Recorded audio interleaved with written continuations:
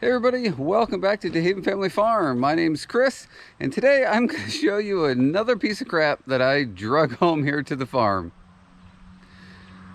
So before I turn you around here, apologize if there's any wind noise or traffic noise.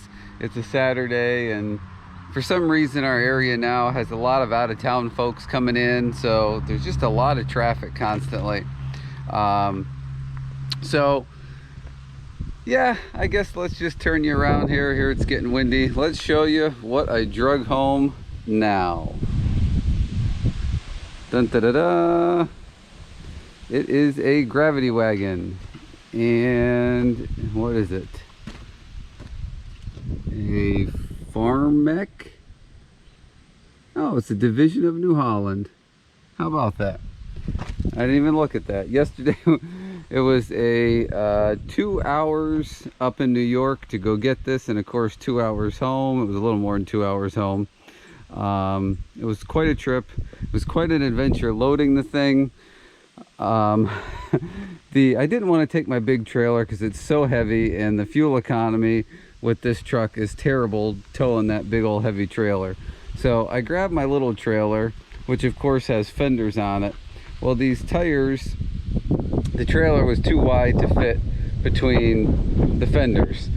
So I had called the guy, you know, and talked to him before I went up there. I said, hey, you know, he gave me the measurements. I said, it's not going to fit between my fenders. I'd like to bring this trailer. Do you have a way to lift it? Oh yeah, I got a tractor and a loader. Well, he did have a tractor and a loader, but it was a really old tractor. The loader didn't go super high. All he had on the stupid thing was a bale spear.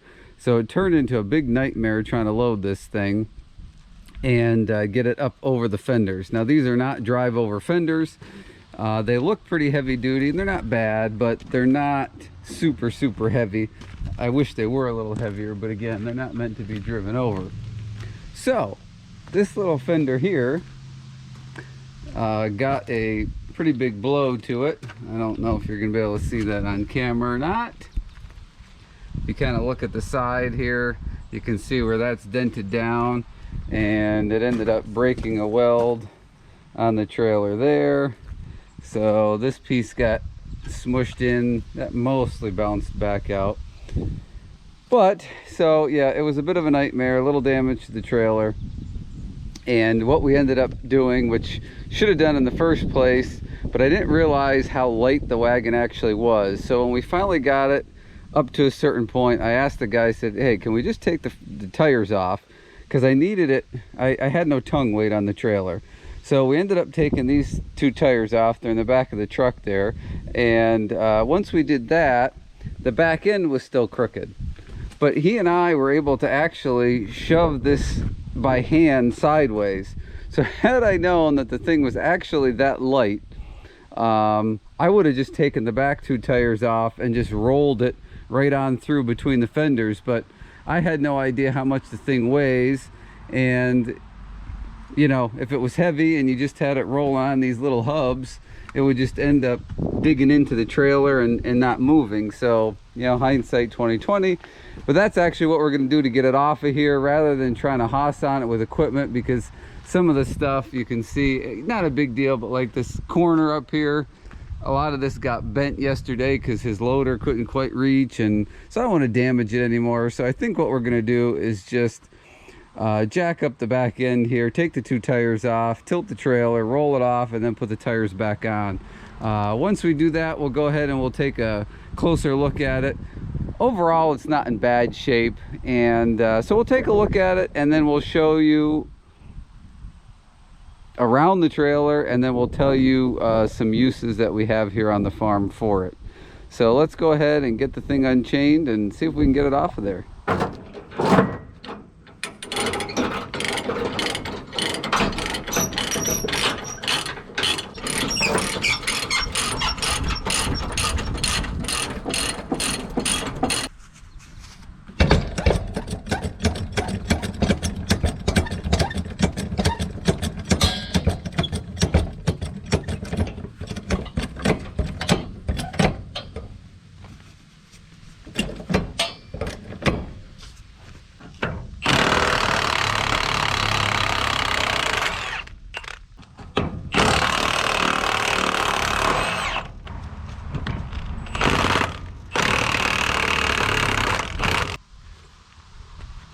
broke that stud right off.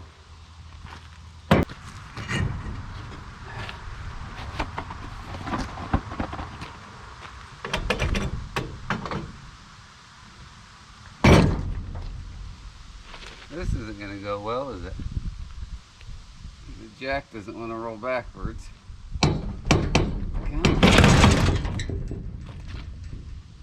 That did not go as planned. This little jack did not roll backwards. So now the weight of this thing is on the jack. This jack is a piece of crap. Not only does it not stay up as soon as you get weight on it, but apparently it doesn't want to roll on the trailer deck either. So there we go.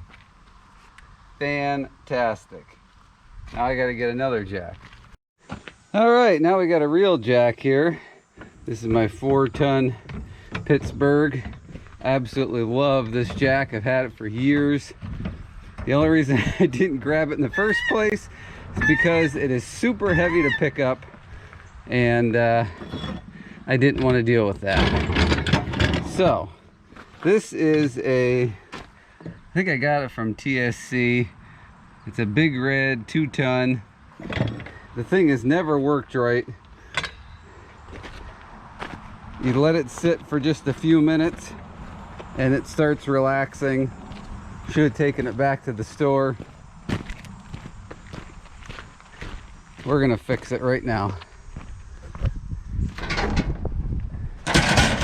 All right, so here we go. We're gonna fix the jack. Done. No longer have to worry about that. Get a new one. All right, back to the regularly scheduled program. We're gonna go ahead and get that tire off now. All right, so now that I got all the tires off, I'm hoping to roll it off of here on the hubs. I don't expect it to roll well in the gravel, so what we may do, this is a tilt deck trailer for those of you who didn't know. So what we're gonna do is we'll tilt the deck and I'll kind of try and steer it a bit here on the tongue end. And if we get it to the point where those hubs are at least into the gravel, even if they don't want to roll, then we'll just pull the truck forward. So that's going to be the plan. We'll see if we can make it happen.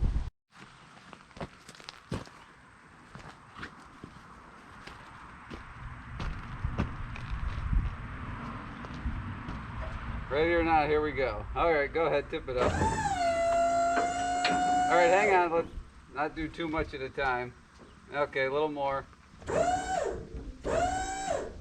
Go ahead. I have a feeling this thing's just gonna take off rolling on me.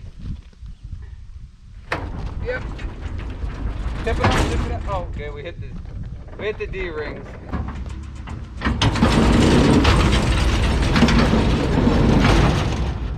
Woohoo! We made it.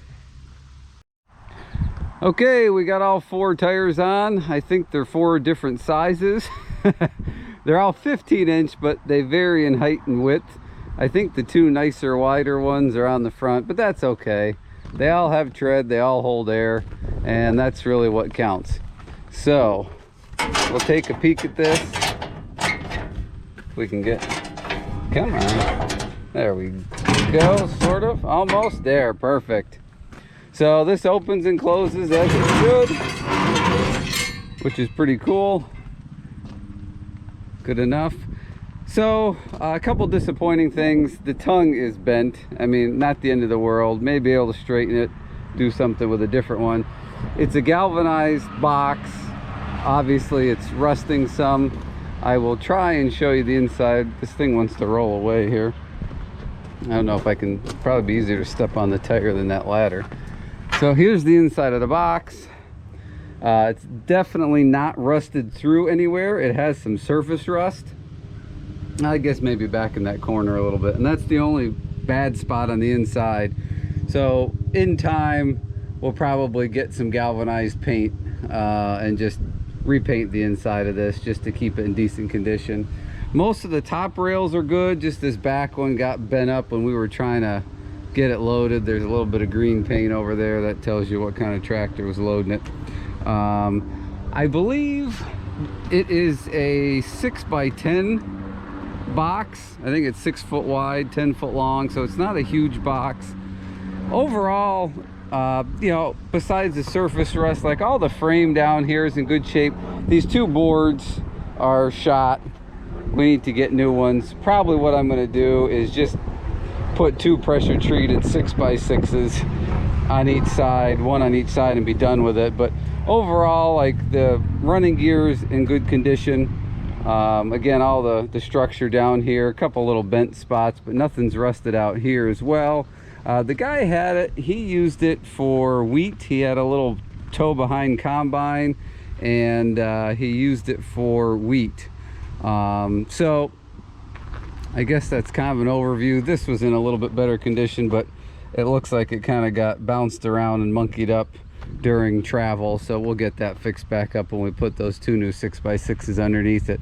But so down to the reasons why I got this. So the first reason, I've been wanting one for a while, and they're, I don't want to say they're rare around here, but hardly anybody uses them, so there's not a bunch for sale, and that's why we had to go 2 hours each way to get it. I did find some other ones for sale south of here, in Pennsylvania, but they were 2 hours away as well, and they were more money. Our local auction, they'll usually have one or two that are in decent shape, but they sell for a solid price, and we just haven't picked one up yet because I needed a smaller one. So I have a new idea, one row corn picker, so I'd like to be able to use this with that. Now this year I'm not going to be able to do that because of all the rain that we've had. The cornfield that I planted to pick, the corn is still alive, but it's basically drowned. It turned very light green, yellow. We just had so much rain earlier this spring that the roots, basically, the corn is just kind of drowned. You guys know what overly saturated corn looks like. So I don't think we're going to get anything out of it for this year to use it. But the second reason we bought it, as some of you know, we do a pumpkin patch and a small corn maze and a bunch of farm activities in the fall. So what we're going to use it for during that time of year is we're going to put rails up on the side, maybe 3 foot tall or so. We have to see, maybe 4 foot, in a U shape around. And what we've seen is people put 2 basketball hoops up there, and you open the gate here, you have a little trough coming out, and it's actually a basketball game for agritourism. So we're going to use it for that, and then in the future, well, hopefully we're going to plant some corn in a not wet field next year, and then of course we'll have a drought, but hopefully we can pick some corn with it too. We're going to make the upper section with the basketball hoops, a couple bolts, we'll be able to pop it right off of there, and then the wagon will have dual use. So that'll be fantastic.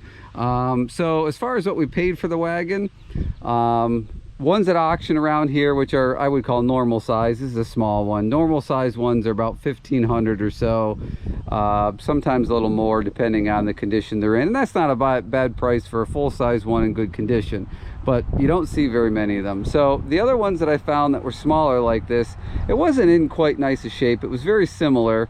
They were about $800, and we paid half that for this one. So it's not perfect. The $800 ones weren't perfect either. They needed some work. They were all going to need work in that price range, but this guy had it listed.